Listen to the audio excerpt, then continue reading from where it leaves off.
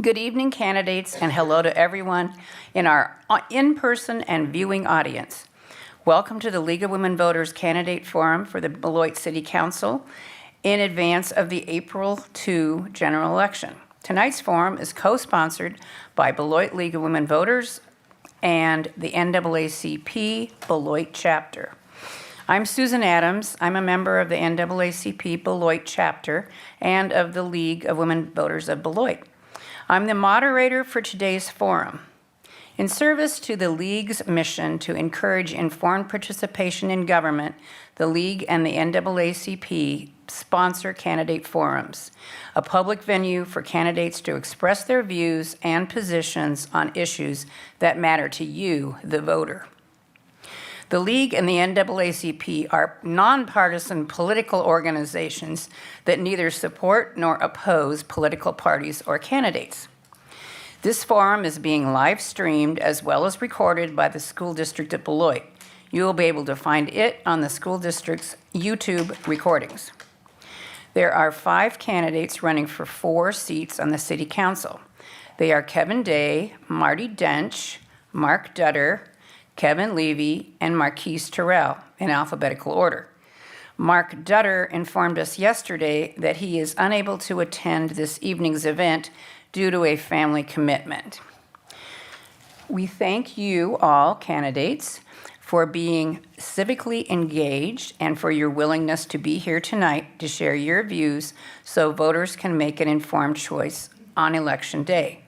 Please join me in welcoming the candidates.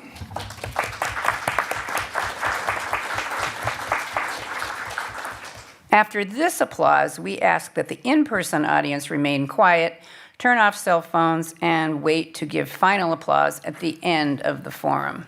And I'll tell you when. Okay, now, this is the procedure. You will each have 2 minutes for your opening statement. We will start with Kevin Day and proceed to Marquise Terrell, and then Kevin Levy, and then Marty Dench. Speaking order was determined by a drawing with the candidates prior to the start of the forum. When you reach 30 seconds remaining in your time, our timer, seated at the front row, will raise a 30-second card, which happens to be green. When your time is up, she will raise a stop sign. This is our means of keeping you within your response time limits. If, when your time is up, you are caught mid-sentence, you may complete your thought, but in the interest of time, we will move on. So let's begin then with each of your opening remarks, and we'll start with Kevin Day. All right. Let's figure it out. Okay, I just want to say when I first walked in the door, I was the first one in the room. I got the first position here, but I'm last on the ballot, so just remember I'm last on the ballot. Anyway, thank you, League of Women Voters and NAACP for the invitation to be here with the councilors campaigning tonight. I'm asking for your vote on April 2nd. I'm currently on the City Council. I'm asking for my second term. So a little bit about myself, background. I've been in the community for 50 plus years. I've attended schools here, grew up in the community, raised my family here. I have 2 boys and a daughter. Married my high school sweetheart of 34 years. Bet you didn't know that, Marquise? Yeah. My wife works at Career Tech. I currently am employed by corporate contractors here in Beloit. I've been in the construction, real estate, and development industry for 30 plus years, in the state line area. So I think that is why, that's my unique background. And I think it brings, brings value to the council and to the city staff. So having 30 years of experience working in the community, working outside the community, different businesses, developments, construction projects, I think that lends a lot of advice, guidance. That's what I've done this last 2 years participating. I think our councils work really well together.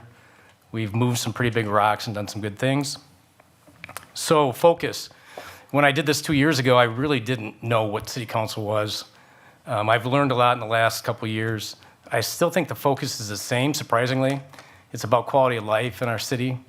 It's about police, supporting our police and our fire, DPW, the economic portion of our city, strategic goals that we set every year. I'm pretty proud of what we've done with the ARPA funds, hired a city manager. We've done a lot of good things, and like I say, I'm proud of it. I want to do this another 2 years.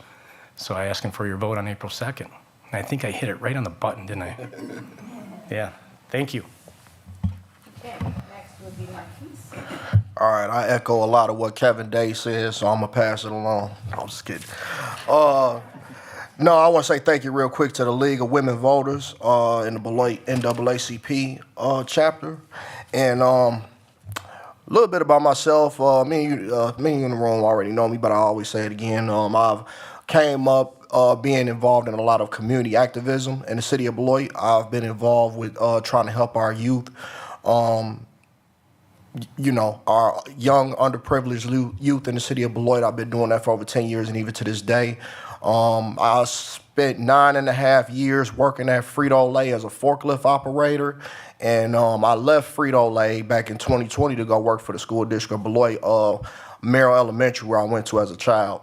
It was very important for me, and I had to make some sacrifices to do that. It was very important for me to get involved with our youth and try to show them, how to do things, how to come up and be a productive citizen in the city of Beloit. And me being a city councilor for the city of Beloit, the kids would see me in the newspaper and they looked at me. They thought I was like some kind of TV star or something like that. They, kids. But other than that, I want to say back in 2022 when I ran for council, everything that I ran on serving with my colleagues, I kept pretty much all my promises that I ran on. So anybody who voted for me back in 2022, I stuck to everything that I said I was going to do with my colleagues. And that ranges from anywhere from supporting our youth in the city of Beloit to supporting our grassroots community leaders. And that, last but not least, of course, affordable housing. We have affordable housing crisis in the city of Beloit, me being one of them. I rent just like a lot of other people in Beloit, and I also work full time. And I understand that we have those needs in the city, and we have, if you've been reading on the internet or reading the newspaper, myself and my colleagues, K1 and K2, we have, along with our other colleagues on the council, we have definitely heard a lot of the needs of the people in the city of Beloit, and we have gone after it as aggressively as I can. So I want to say thank you once again. I do ask for your vote April 2nd, and let's continue the progress. Thank you and good evening. First of all, to the League of Women Voters and NAACP, everyone in attendance this evening, everyone who's watching online, thank you for this event this evening, hosting this. It's very good to come out and let the citizens hear from us firsthand. And for those of you who may not know, I'm Kevin 1, that's Kevin 2. That's how we refer each other at city council meeting. So that's how we refer to each other at city council meeting. But I have been a native of Beloit, graduated in 1981, met the lovely Ruthie Jenkins at work, and married her 34 years in January. So I always tell people you have to give a shout out to your spouse, because to do this work, it's not only me, it's the entire family. Sometimes you sacrifice your family to get this stuff done. So I want to thank her. I have 4 children, 3 granddaughters, and so that's why if you see me, I may be asking you for money, because I have 3 granddaughters that I continue to spoil.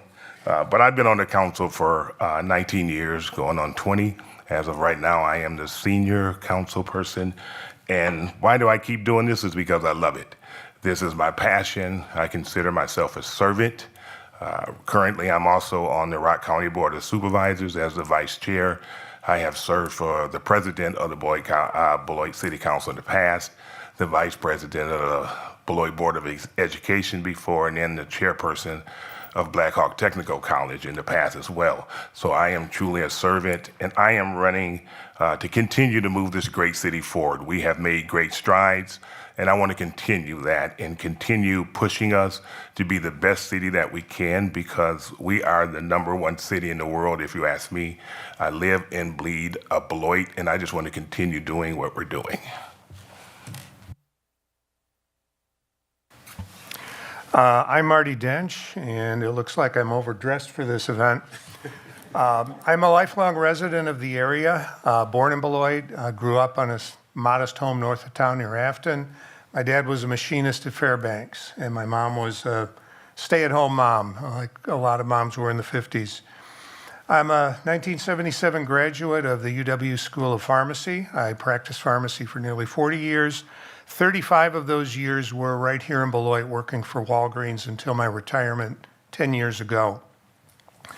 I don't come to this with any kind of agenda, either personal or political. I certainly don't have an axe to grind. What I do have is some experience. As many of you know, I've previously served on the city council 4 terms from 2003 until 2011. Prior to that, I was on the Parks and Recs Commission in Beloit. After that, I was on the Police and Fire Commission, Municipal Library Board, and currently I'm serving on the Alcohol Beverage Licensing Control Committee, the committee with the longest name. And that experience has taught me a lot about how government is run. And I would ask that if you also value experience in areas like that, that you would consider me when you cast your vote on April 2nd. Okay, thank you for your opening statements. You will each have up to 2 minutes for your response to questions.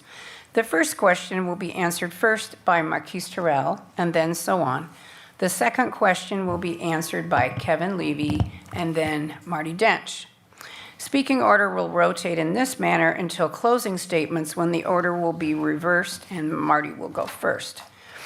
Again, speaking order was determined by a drawing with candidates prior to the start of the forum, and our timer here is that the 30-second and stop cards. We're going to keep you within your 2-minute response time limit so we can get to as many questions as possible. Are there any questions before we begin? Okay. Then, here is the first question. Okay, Marquise, why should people and families move to Beloit and stay in Beloit? That's an easy question. We definitely, I will say as a community leader, we definitely support all of our residents here in the city of Beloit. We listen to the people and their needs. When people come to council meetings or people talk to us on the streets, we're always taking into consideration everything that we make. Every decision that we make when we do go to board meetings and whatnot. We have a lot of business coming into Beloit, doing well. We also are, as I said, tackling the affordable housing needs so that our residents can live a comfortable life and be able to work in the city of Beloit and be able to support the local business that we are bringing in. I personally am a supporter of the mom and pops, the small business owners here in the city.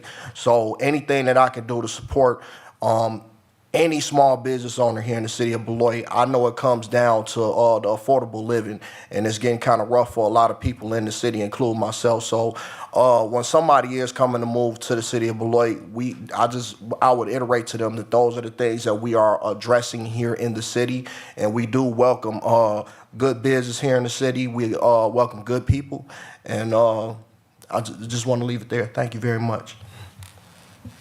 Okay, and could you close? If you're not talking, could you turn off your mics? Thanks. Okay. Kevin Levy. Because Beloit is a city where people can live, play, and work and still have a good time doing all three. We are a city where the citizens value where they live. They will address issues that come up. They're not afraid to tackle the tough issues. The citizens are very outspoken. They will let you know what they think. We have good companies here with great people that work for those companies, and the companies not only are here, but they are invested in our community as well. So I think that's huge. But overall, we get a family feeling when you're in Beloit. Is Beloit perfect? Absolutely not. Do we have issues or things that we need to address? Absolutely. However, we come together as a group and say, what is the best source of action and how can we solve this? And so we have something for everyone, the young, the old, the young at heart. We have our Parks and Recs going on. We have youth activities in the summer for everyone. So we're near Chicago, we're near Madison, so this is an ideal location to come in. We have housing going up downtown. Our downtown is built up and looking wonderful. We have the new stadium downtown. So Beloit is on the move. So if you're looking for a place to come where it's happening and it's on the move and you can grow with the city, this is a place for you to come. So if anyone wants to come here or question it, give me a call and I can convince you even more, because to me, this is the place to be. I certainly would echo all of the things the others have said. We are unique in that the housing values here, for better or worse, are really quite attractive. You can buy a much nicer home for the money than you can in many other communities around. And so if you are on a budget, that could be important to you. Our park system is beautiful, particularly Riverside Park, but many of our other parks, neighborhood parks, Big Hill Park, and so on, is certainly a good reason to settle in Beloit. We're a diverse community. You're going to meet people from all walks of life, different races, different nationalities, and so on. And that, I think, is a very positive thing about the community as well. And if you're the kind of person that likes to get involved, there are lots and lots of opportunities to do that. Volunteering here is sort of a way of life with people in Beloit. And we certainly would welcome more people who want to roll up their sleeves and do more to make this community a better place and to get on board with some of the organizations that are also doing that same work.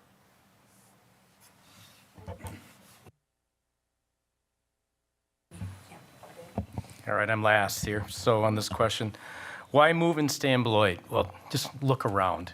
Look at what's been done here in the last decade. It's amazing. And I've been very fortunate to be part of that. I've been with the company for 12 years, so I've been involved in all the projects that you see around the city, the construction. And Kevin named it off. I mean, we have a ballpark in our community that is just absolutely amazing for a high A ball team. These are all gifts to our community, and we all worship them, love them. But I would say that it's people, it's friends, it's family. I raised my family here, and my kids are doing great. The schools produced, I mean, there are 3 rock stars in our world. The businesses that we have here, very supportive of the jobs. You know, we have one of the things that we need to work on as a council and as a community. We have 16,000 people that actually work here that don't live here, so they come and go. We have good jobs. We have good employers here. A couple other things, we all support each other. Beloiters support each other. If you travel, I travel a lot for work. You get outside of Beloit, it's different. I mean, this is a community I love to come back to because people are so friendly and we just all work together. I'll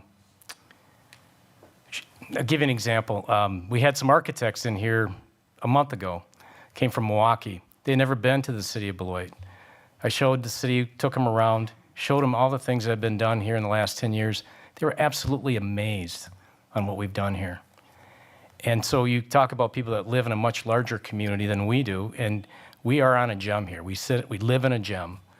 And I think every day that I'm able to work and live and play in this community. So why stay here, right? We could talk for an hour about this, but we'll move on. Thanks. Thanks. The next question goes to Kevin Levy. What are some common issues the school district and the city should be discussing?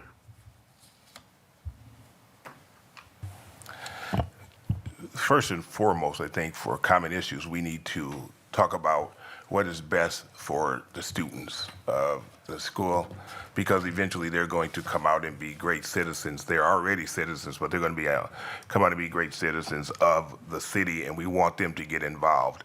So I think we should kind of say what is best interest for the students and how can we as a city help. We can share our facilities with things that sporting events that the community needs, and then also the school district needs as well. When we're talking about expenses and stuff, that's a way to consolidate and cut some expenses on both sides.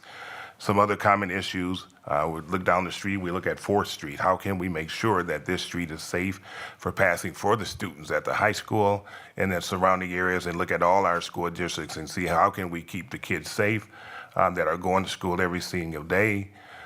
We know that there's a referendum out there right now, but that's something else that we could look at as a joint effort to see what can we do to help facilitate that, and then also what can we do to help their facilities and what they can do to help us. But I think what we need to do is kind of come together. I know the leaders are talking periodically. They talk more frequently than we do as a group to get together.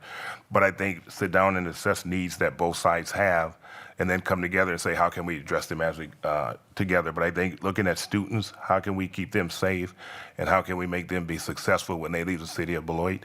And then looking at our neighborhoods as well to seeing how can we do things around the schools where they are. 3 areas that come to mind for me. First of all, transportation. This was brought up at the previous forum. Because we operate a transportation network here in town, they need transportation. And we need to make sure that we're meeting their needs in that. Secondly, public safety. It's our police force that is going to help protect the schools in addition to their own security people. So we need to be coordinating our efforts with theirs. And finally, recreational activities. We have them. The school has them as well with their extracurricular activities. But there are things that we could do together for non-scholastic and non-school-centered recreation. That's it.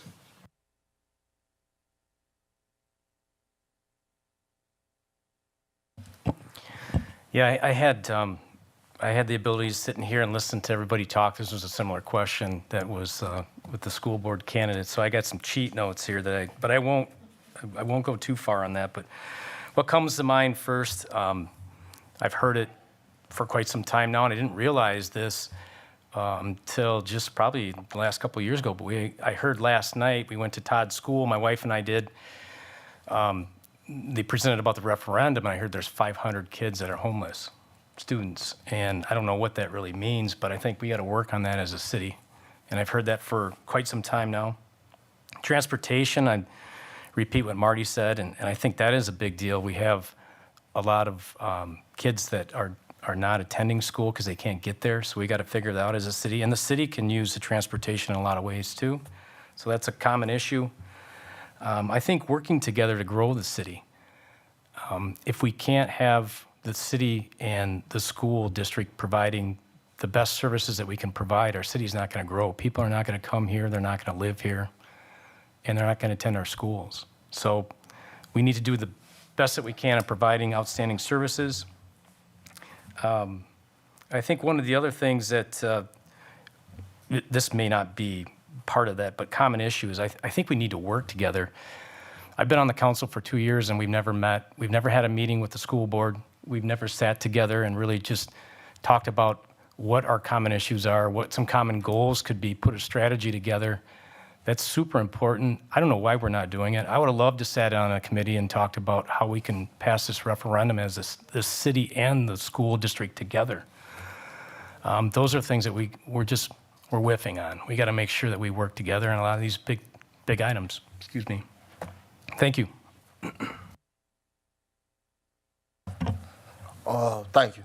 Being a school district of Beloit staff member myself, I know that there's definitely opportunity there for the school district and the city of Beloit to work together. Now, me personally, when it comes to that, I would have to recuse myself because I am a school district staff, but things that I recommend to my colleagues, I mean, I've been a part of leading the informational sessions at some of the schools here in Beloit with city staff, and I am very much aware that being able to get information out to the residents in the city of Beloit, we could definitely do that through the schools. I can see our staff working with the schools and like city, a lot of the things that the city offers that people are not aware of. We can reach those residents, those people through their kids, putting informational things in the kids' book bags so it's getting home to their kids. One informational session that I led with city staff, we did it at Merrill. We had a turnout of about, I want to say, up to 100 people. And one of the city staff members actually told me this was like the most people that they seen turn out to an event. Sherry, you was there. I remember Kevin Levy. It was a few people there, a lot of people there for that event. And we were able, like I say, to reach people. And it was, the informational session was so vital to those people because it was things that the city offers that nobody really knew about. And I kind of seen a problem there that we have to work on our communication. So, like I say, the city of Beloit, the school district of Beloit is, the city of Beloit with the school district of Beloit, it's a lot of opportunity there, a lot. And like I say, as a staff member, I see it and I know it's very, essential for our residents, not only to help with kids and their education, but to also help with the parents who are having to raise these kids in our city of Beloit. So it's just all around a good thing if we can work together. Thank you. Okay, and the next question?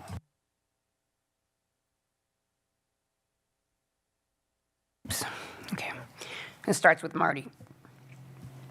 What steps do you believe should be taken to increase our affordable housing in our community? Well, this is a kind of a hot topic right now. We've just seen information from the city about a comprehensive package of attacking the problem from various points, and not just affordable housing, but also the lack of housing. One thing the business community points out, realtors point out, is that there just are never enough houses on the market at any given time. We have to define what affordable housing is. Obviously, on a personal level, that means that your earning power is less than the housing costs. Now, the city doesn't have a lot of tools available to raise earning power or lower the housing costs, but the package that's been put together using ARPA funds, TID financing, and so on, addresses various components. One is apartment complexes, incentivizing new apartment complexes, multifamily dwellings that have at least some set aside for affordable housing or income restricted rent levels. At least a couple of different components addressing new neighborhoods. Western Hills subdivision, which has been undeveloped, is back under the city's control, and there are requests for proposals to build new housing out there. A separate component for just a general incentive for developers who want to put in new subdivisions wherever they might be. And upper floor housing, a very small component of the package, but one that the DBA was working on, I think, 15 years ago or more, and had some limited success. We now have additional funding to drive that forward. So I think altogether, the little bit that is available to us, the few tools that we do have to attack that issue, I think these will address it, will get at least a good start on it.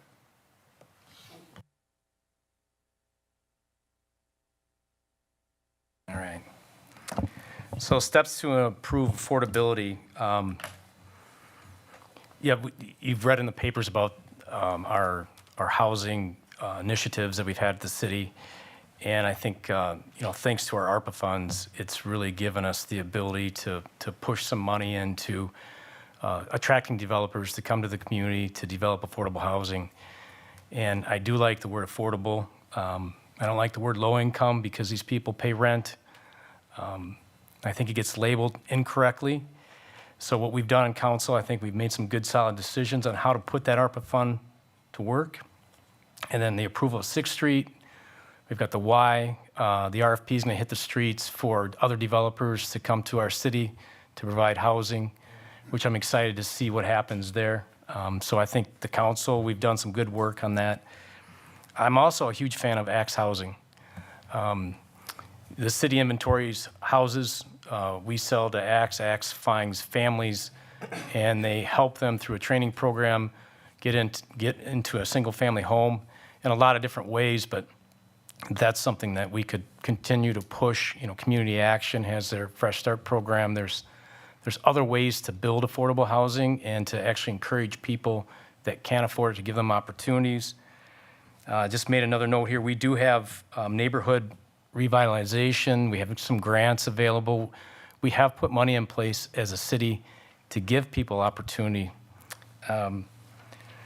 I think there's other ways to bring affordable housing. Construction costs are all-time high, but we can right-size our housing to make it affordable for our community.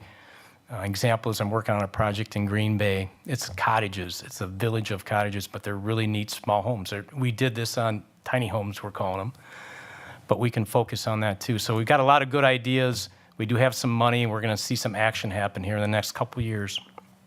So that's it. Thanks.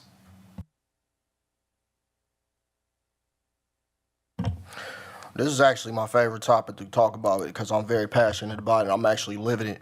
So to start, we are investing $6 million into the creation and/or preservation of affordable rental homes in our community, and we are looking to bring up to 200 to 300 units into the city with these funds. This is something that the city has never seen before with these dollars that we are using. I'm hoping we bring in a lot more than that, but if we dig up some extra cash, I'm sure we can make it happen. And speaking on that, I want to say I do rent myself. I am a father of one baby boy that I love dearly, and I work hard. I work hard just like everybody else, and like everybody else, the cost of rent is going up. So I'm actually living that. My rent has increased. My girlfriend's rent has increased, and I'm seeing this happen to a lot of our working class people in the city of Beloit. I say all the time, Beloit is a historically working class city with working class values. We have people that want to get up and punch a clock, go to work, go home, pay their bills, have opportunities for their kids, and just live a normal life. Nobody's trying to get extremely rich here in the city of Beloit. People just simply want to work, and nobody's looking for handouts. And like I say, the affordable housing is something that I cling on dearly to, and that I speak to my colleagues about, specifically with my experiences. When around the time I first moved into my apartment, rent was about $650, a little under $650. I was able to invest my money into the small businesses here in the city of Beloit easily. And it wasn't a problem at the time, where now I'm having to budget and I cannot spend with these businesses here in the city of Beloit. And it's kind of a domino effect because it affects the small businesses as a whole. I know people personally who have had to close their small businesses because things are getting rough out here for the average citizen in the city of Beloit, including nationwide. So yes, affordable housing is definitely important. It's one of my biggest things. It's one of the things I definitely ran on, and I am proud of the efforts that we're making as on the council, along with my colleagues. Thank you. Thank you. As K2 and Councilor Terrell has stated, we have several things going on, but I want to touch on one that I think will benefit everybody, and that's education. People hear the word affordable housing, and automatically their mind goes to criminals. My kid's going to be kidnapped. Our neighborhood is going to go down. We're going to have drug dealers coming in. That's not the case. So I think what we have to do is educate people that what we're talking about here is giving people a residence where they can live, where they can afford, that they don't have to choose between a meal and paying rent, or choose between medication and paying rent. So I think we have to do the education piece, because the one problem that we face as a council is all of the projects that the previous two people talked about are great to get. However, when we go to neighborhoods and try to implement them or construct them, we get pushback. So on one hand, the residents are saying, we want more affordable housing. So when we seek it and we go after it and we find areas where they fit, we get pushback. They're saying, we don't want it here. So as a council, that's our struggle. We're trying to give people what they want, but they don't want it here. We got to remove all of that and look at the people that we want to put in places. If we want to address the homeless situation, if we want to address the poverty, if we want to address the people that don't have a place to live, affordable housing is the way to go. But we got to make sure that as a community we come together, and if we truly believe in helping individuals, we got to put our money where our mouth is and say, this is what. And if it comes in our neighborhood, long as it is helping people better get a better life, then we need to move forward with that. So I think it all starts with education and letting people know what it's all about. Thank you. All right. Next, we're going back to Kevin Day. Back to number one. Okay, we continue to tout the, whoops, oh. I did, didn't I? Yeah. We continue to tout the revitalization that has occurred. However, we haven't been able to attract retail stores. What can be done to help us do more shopping in Beloit? Oh, that was supposed to be, wait, what are we on? Kevin Day, yeah. Okay, so we were talking about who's supposed to go next, so I caught like the, Oh, sure, I'll do it again. sorry, everybody. That's okay. We continue to tout the revitalization that has occurred. However, we haven't been able to attract retail stores. What can be done to help us do more shopping in Beloit? So you're number one, and then we go back to the, just straight down. It's a really good question, and it came up, this was the same question you gave us 2 years ago. I should have thought about that. I don't even know what I'm doing here. It was tough 2 years ago, and it's still tough today. Here's the bottom line. We have to be able to attract, and I'm not giving up on this, we have to be able to attract a developer to come to our city that's willing to build a store. And let's pick on Target. You know, if you remember, you've lived here long enough, it used to be Janesville and then was Rockford. And the third store tier went into McChesney Park on 173, and they skipped right over us. And the reason they skip over us is because of our demographics. They look at our numbers. They look at our median income. Can we support major retailers? And the answer has been no. We have had, or we do have, you know, some commitment from local businesses that provide us opportunities to shop, but you know, my wife, if she wants to go get a pair of shoes, she either gets on Zappos or she has to go somewhere outside the city of Beloit. It would save me a lot of gas if it was here. I don't have the answer for it, but as a city, we can provide, through the comprehensive plan, which we're working on right now, there's a lot of good things coming out of there, and retail is one of them, but through the comp plan and how we plan our future in the city, providing a runway for developers to come here, provide some incentives. I think we can land a major retailer and continue to also support our local businesses and help grow them. So don't forget about that. Grow our local businesses first, try to attract outside. If we do get a major gaming facility that's coming to town, I think that's going to provide a lot of traffic. People that have disposable income that may be able to come in around the area. You could see Milwaukee corridor, and it could be, the issue is it's on the east side. We've heard, the last question was, how do we do it on the west side? That's another issue. But I think the city is not giving up, and we haven't lost focus on that. I just forgot about it because you asked me 2 years ago. Stop, thank you. That question goes in a lot of what I just said, being a person that's actually budgeting. We have to create the environment here in the city of Beloit for our residents to be able to have the money to spend in the first place. Anybody that's coming to develop or trying to start a business here in Beloit is going to look at how much people are actually being able to spend in the city of Beloit. And as I say, being a person that's having a budget is getting tough. So, and as I said, I know people personally who have had to shut down businesses who are already here because of the way it is. Now, on myself and my colleagues, we have tried to give a little bit of relief to the people here in Beloit. We have been able to provide some property tax relief to our residents through the closure of the TIF districts here in the city of Beloit. So, and I know a lot of people was concerned about that with their property taxes going up, and we was able to stabilize it to it so it didn't get to that point. And as I said before, we do want to support our local businesses here who are already hiring people in Beloit, find ways to maybe potentially, I'm gonna just say it like this: our residents here, we want to support our residents. We want to get these businesses to hire that are already here to hire our residents, and we want to tackle, as I say, the affordable housing thing, so that people can have a lot more money to free up to be able to spend with the business that we want to welcome here.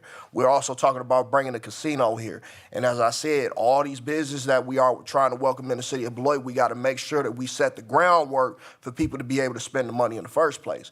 And as I said, for somebody like me, affordable housing is one of the biggest things. We get that under control, bring these rents down a little bit. I will have myself and a lot of other residents in the city of Beloit, we will have a lot more money to invest in the city. And honestly, to be honest with you, I believe the cost of living in the city of Beloit is actually affecting the economy in a negative way. And I stand on that because I'm like I said, I'm one of them. So I just want to pass that on. I'm gonna pass it on. Sorry. Thank you very much. K2, I'm going to take it one step further. You had this question 2 years ago. I had this question about 3 hours ago when I interviewed with the Daily News. So here it goes. We're not going to give up the fight on trying to get retail here. The problem comes in is where do we put it? If we go too far out, we have boundary agreements that we have to fight for and go with other counties and try to get agreements with them. Where do we place it? Developers will come in and say where is the best fit. Right now, with everything off of Milwaukee Road, off of 90, do we have enough land, or are we landlocked in certain areas that we can't get business here? So that's what developers look for as well. So if we find a place off of 90, we're running out of room out there and then in the gateway. So then we can look to the west side. But then we have to factor in, if we put something on the west side, predominantly the individuals that will be supporting that is Beloit residents, because you're not going to get a lot of people to drive all the way from 90 to the west side, especially if they don't know Beloit that well. So that would be heavily supported by Beloit residents. So we go back to, okay, if we work with a developer, they decide to bring one here, we find land on the west side and everything works out great, will we support it, or we would still be online shopping because they might be able to get the prices cheaper? So we got to look at all of that as well. And then we got to look at how well we promote our city, because developers look at that. When they want to come in and build someplace, they will go to the Daily News, they will go to the paper and see what is that city all about. So when we're talking about our city, when we're talking about our schools, that's what the developers look at. And they will ask themselves the questions, why should we go to a city where they don't support their own selves? Why should we go there and try to build something we may not get the support that we need? So it's going to be important that as residents, we continue to promote the positive things that's going on in Beloit if we want to see more development comes here. True enough, when the casino gets here, that may open up a lot of things, but once again, that's going to be off of 90. So if we want retail stores to come here, we got to create a positive environment. We got to work with the developers and offer incentives. But then once again, once those retail shops get here, we have got to support them. And I shop online too. But we're going to have to support them. Otherwise, they may come here, but they won't stay here if they're not being successful. Well, I just got this question yesterday too, and there's not a good answer.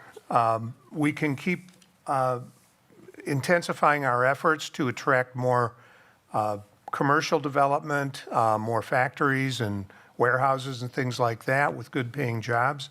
We've had great success in doing that over the past 15 years or so, and if we keep that up, we may see growth in the median income, we may see growth in population. Another thing we could do, just spitballing it here, as they say, what about looking for an area in Beloit near the edge, because that's where it's going to have to be, an area of land where we do a Gateway Boulevard style TIF district for the sole purpose of creating more commercial retail development. We could incentivize it. It's going to have to be there.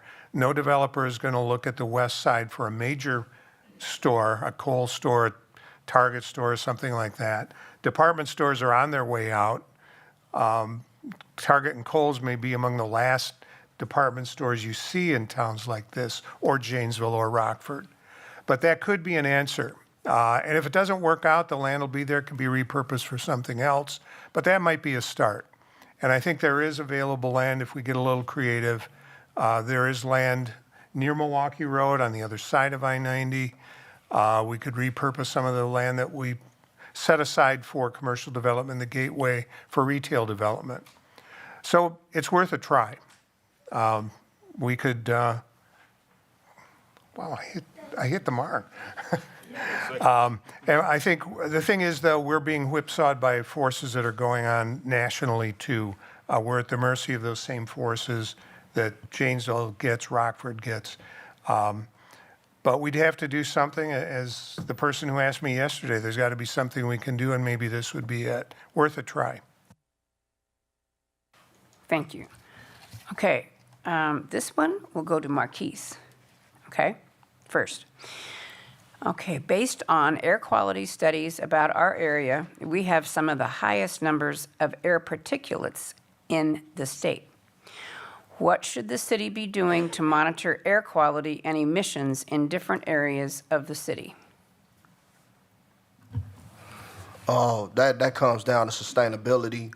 I can tell you that the council, we always, usually with every decision that we make, we hold those valuable dear to us. When it comes to sustainability, we always look at consider information about environmental, economical, and even social sustainability impacts. We have invested, well, first of all, the city of Beloit is a member of the Green Tier Legacy communities with the Wisconsin Department of Natural Resources. And this helps ensure that we are moving forward in our sustainability goals. And in 2023, last year, we introduced our first hybrid bus, which runs off diesel and electric. Also introduced 2 electric vehicles for our public works fleet on that end. And we're also supporting things such as No More May. We're also welcoming in like a community garden on the west side. So things of that when it does come to the environment specifically, I believe that's what the question is being asked. Those automatically come into consideration when we make decisions on the council. And unfortunately, there was a incident that happened in the Merrill neighborhood where a building was burned that caused some air quality conditions, and the city of Beloit, we did the best we could to put that fire out, and we got it done in a quicker time than we normally would have, thanks to the help of Kevin Day's company and CCI and the Beloit Fire Department. So we like I say, the city of Beloit, we take those things very serious. So just wanted to throw that out there. Thank you. And thanks to Councilor Terrell, he listed a lot of the things that we are doing, but we also need to constantly look outside of the box. I know we have one resident that kind of keeps this at the forefront at city council meetings, and we are appreciative of that, because what that resident does is comes forward and says, here's the concerns. But what I'd also like about it is here's what we can do about it as a group. So not only as a resident coming forward and telling us what they're concerned about, but here's some ways and some areas you need to look at too, to see how we can improve this to work together. So we need to continue to look outside the box, challenge our staff to look for new ways to control this air quality, look down the road and say, here's where we're going to be in 2045. Where we're going to be in 2050, and how can we prevent getting any worse than where we are now. Looking for ways to improve, as Councilor Terrell mentioned, the fire. We need to study that and say, okay, if something like that was to happen again, how can we simplify or control it even before a fire happens? And not only with fire, but would it have a disaster plan for this type of air quality control? What happens if we have a disaster? How do we control it from getting into the air and making it a lot worse than what it really is? So I think we continue moving in the direction we are, but we don't get satisfied with status quo. know. We say, how can we improve? And then the biggest piece is when residents come forward, listen, and then act. But don't listen and then say, well, we're already doing enough. We can never do enough. And if there's people out there with more knowledge than we have, that's what this Beloit is all about. Citizens coming forward saying, here's our concerns, and here's how we can work together to solve it.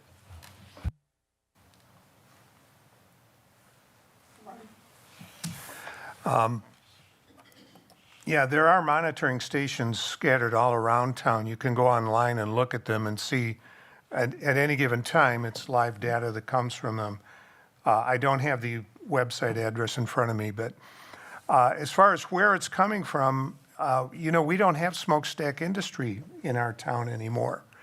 So it's not us that's doing it. I think it's partly foundries that are just the other side of the state line. And also, interesting anecdote, I was going for a walk in the neighborhood last fall with a neighbor. She said, I've noticed that the particulate matter in the air is very high. The monitoring stations are showing it. I said, I'm not real sure what might be causing that. Later, I got in my car and drove to Janesville, probably to do some shopping. And I found out why. It's because of all the leaf burning that was going on in the townships around us. And again, that wasn't coming from our citizens because we don't allow burning of yard waste here. So one thing that might help quite a bit, I think, is to persuade those other jurisdictions, the township, Beloit Township and Turtle, to perhaps put something in their own ordinances about reducing the amount of open burning that's allowed. And beyond that, perhaps we could work with South Beloit, or most particularly would have to be the state of Illinois, about beefing up their monitoring of particulate matter and other pollutants that are coming from places like the foundries that we have right across the border from us. Okay, last, I'm gonna echo what Marquis said. Beloit is a green tier city. We are entering, or hopefully we'll be entering into a state program that provides the framework and the networking with other cities, which is gonna help us understand this, and it'll help us meet our sustainability goals. Another bullet I had here is I know we wanna hire a consultant that's gonna help us develop what this looks like. We need help. I mean, we're not experts up here, so the city can hire a consultant to do that. And then I'm sure we can share this with other cities. So possibly share the cost with our surrounding cities so it can be a collaborative effort. We don't have to do it on our own. Everybody has the same issues that we have. So let's join up together and use our funds wisely. I think another thing could be we should create a community committee. We already have a couple people that show up at our council meetings quite often and talk about this topic. Get them involved in it, and let's get a committee together. So those are my bullet points I put down. Thank you. Thank you. Well, we started a little bit late, so we still have 10 minutes. So this would be the time we will be doing our closing remarks.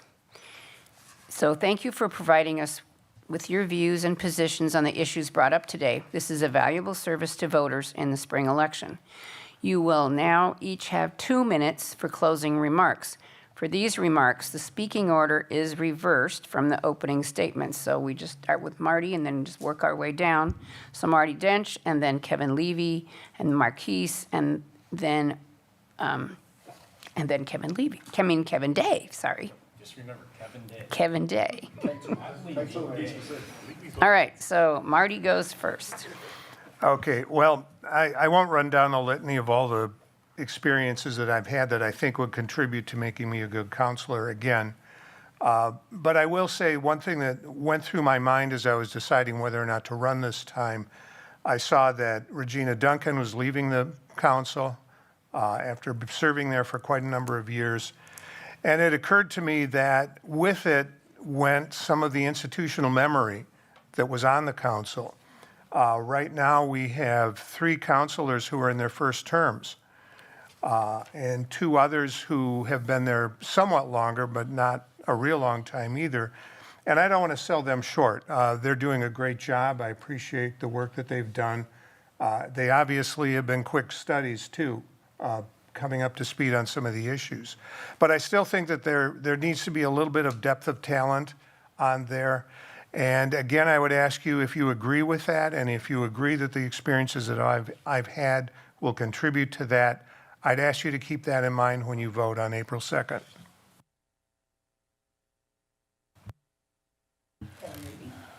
Thank you. Once again, thanks to the League of Women Voters and NAACP for hosting this, and everyone that's in attendance in person and online. Thanks to these individuals that are also running. We have a great working relationship right now as a council. We come together, we don't always agree, but we can walk away from the table doing what's best for the city. So I think we have diverse opinions that makes the council strong. We have young, not so young. We have, as Marty said, newbies. We have seniors. The experience that I bring in helping with the budget balancing, the history of Beloit, the history of the council, decisions we made in the past, how they affect where we are now in the whole education piece, and the mentoring that I value I'm doing when new people come aboard is what I'm striving for. But the most important reason is I have a passion for this city. There's not a day that goes by that I'm riding around saying, what can we do better? Because I think it's important that we always challenge ourselves. I am always available for citizens to call me, and one thing that I will say is I'm honest. So if you call me, I'm going to give you my honest opinion, and sometimes it'll agree with you and sometimes it may not. I am good at building bridges and building relationships, even with the 6th Street development that we just had. Even though I voted against it, there's residents there that still talk to me after that meeting, because at the beginning of it, I was honest with them and said, don't know where I'm voting. But at least when this is over, we still need to be civil because we're all Beloit residents. So I want to continue to move Beloit forward in the ways that we're going. I want to continue to represent you as the citizens. And if you're looking for somebody with experience, someone with passion for the city, that would give all he has, then I'm your guy. It's been 19 years. I've been running for Beloit a long time, and I'm not tired yet. Thank you. Just want to say thank you to the League of Women Voters and the Beloit chapter NAACP as well. And I do want to echo what Marty Dench just said. I personally looked up to Mrs. Duncan, the president. She was a guidance to me in so many ways, and a lot of other people, my colleagues on the council, a very good leader. And with her stepping down, it's something that I'm not too excited about, but I do, in her replacement, welcome someone who would be more experienced. I mean, you might want to, I don't know if you want to call this an endorsement, Marty, but being one of the newer people on the council, I do need that guidance. But as Kevin Levy just stated, we do come in with diverse opinions. We talk about, like, it's things that Mrs. Duncan talks about that I learned from her about. It's things that Kevin says that informs me of, like, things that I didn't know anything about, and things that I will call him about that I don't know, Kevin Levy. And it's even things that I say that people value based on my experience. So we are a diverse group serving together. And I got to say that I do love my colleagues that I serve with. We are like Kevin said, we don't agree on everything, but we do have a respectful outcome when it comes to decisions that we do make. And like I said before, everything that I ran on back in 2022, I pretty much stuck to everything that I said I was going to do. We have a lot more work to do. And with the colleagues that I currently serve with, I believe we will get the job done. We will listen to the residents of the city of Beloit, and we will continue to move the city forward in the way that people want to see it happen. We have no hidden agendas here. We're an open book, and you can come up and talk to myself and my colleagues at any given time. And I hope to get your vote April 2nd of next month, along with my colleagues and Marty Dench. Thank you.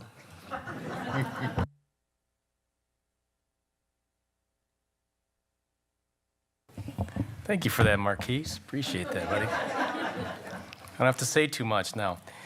I want to thank the NAACP and the League of Women Voters, especially Susan Adams, for establishing our 2025 strategic plan for City Council. Here it is. Retail shopping in our city. Get families to move and stay in Beloit, work with our school district, improve our housing options. There it is. What do you guys think? Okay. We need 4 other people to vote. We need 4 other people, that's right. So I just want to say I'm super excited about what's going to happen with our city over the next 2 years. And I want to be part of it. And I want to be up here with these guys, making it happen. I echo what these guys say. I think we have a good group that we work well together. We're diversified. We're balanced. Don't break this up. And yeah, there we go. So, and the other thing is I want to serve the community. It's something that, I didn't do that up to this point. I was doing other things. And I think it's been very rewarding for me, especially as a person, to get to know the city in some areas and met a lot of great people. I want to work on the future comprehensive plan, where our city is going to go for the next 20 years. I want the opportunity to do that. I want to see the housing develop that we've worked so hard for, and these ARPA funds actually get to work. We spent a lot of time as a council. We did a great job, I think, of dividing up the money into different areas that'll benefit the city. It's now just starting to take traction, and we're going to see that happen over the next couple of years. So that's exciting. I want to see the gateway finish. I want to see that get done, plan that, and get the economic portion of our city. We've had some great run. We've had a great run. We want another 2 years of that. So if you want an educated 2-year veteran of the city council, please vote for Kevin Day on April 2nd. And make sure when you see the signs, you remember, vote for a better day. Kind of catchy, huh? All right. Thank you. Okay, thank you all. As we bring the forum to a close, I'd like to remind voters that this forum was filmed by the School District of Beloit and will be available on their YouTube station. So this concludes tonight's City Council Candidate Forum. On behalf of all eligible voters, thank you to the candidates for your participation and to all of you for attending. I've still got a couple more things to say before we do our applause. Don't forget to vote on April 2nd or turn in your absentee ballot. You can go to myvote.wi.gov if you don't know where to vote, because the polling stations, a lot of them have changed. So we used to have 9, now we have 7, and they won't change. It'll be 7. No 2 for primaries and then 9 for the other, but we'll have 7 permanent ones. So that may have changed. And also, we have Souls to the Polls on the 24th. There are some flyers back there. So we encourage you to give them to your churches, to give them to your friends. You don't have to go to church that day to go to the Souls to the Polls. We would appreciate it if you did, but you don't have to. And that is on the 24th, and there's flyers back there. So now we can give a round of applause, please, for the candidates, and don't forget to vote.